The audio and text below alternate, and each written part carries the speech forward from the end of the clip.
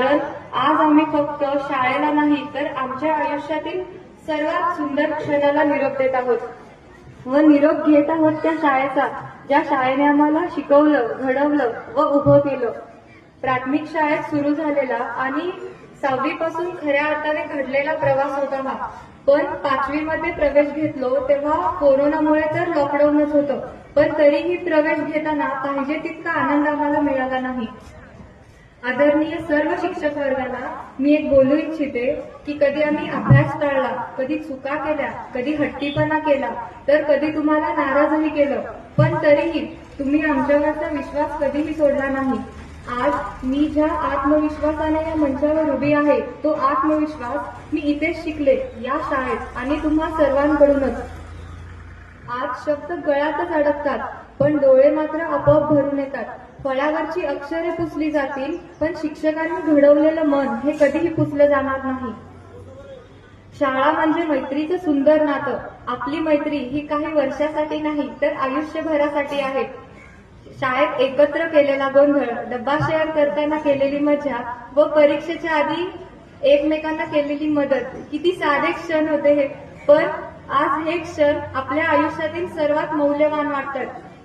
हे मैदान जिथे आपण हरलो आणि एकत्र शिकण्याची जिद्द शिकली, जिथे आपण एकत्र उभं राहून एकत्व अनुभवलं, हे सगळे क्षण मनात कायमचे कोरले गेलेले आहेत. मी जेव्हा या शाळेत पहिल्यांदा पाऊल टाकलं तेव्हा मनात भीती, उत्सुकता आणि गोंधळ होता. ही शाळा, नवी शाळा, नवे वर्ग, नवे शिक्षक, हे सगळंच काही अनोळखी वाटत होतं. पण हळूहळू ही शाळा आमच्यासाठी दुसरं घर बनलं आणि आम्हाला घडवून ठेवणारी आपली ओळख बनली. पण आज आम्ही याच शाळेला निरोप देत आहोत.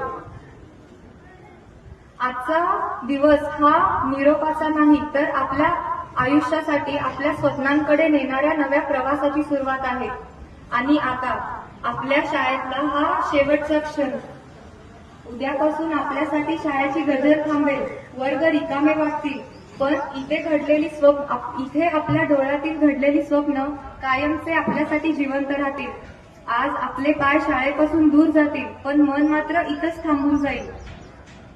आज मागे वळून पाहताना एकच गोष्ट मनातून येते की ज्या पहिल्या दिवशी शाळेची भीती वाटली तीच शाळा आज सोडताना आमचे डोळे पाणावते आहेत.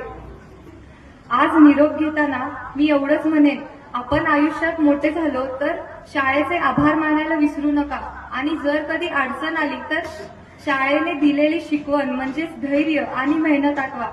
शेवटी आम्हाला घडवणाऱ्या प्रत्येक शिक्षकांचे मी मनापासून आभार मानते आणि इयत्ता 10वीच्या सर्व मित्रमैत्रिणींना बोर्ड परीक्षेसाठी आणि भावी वाटचालीसाठी शुभेच्छा देते. धन्यवाद.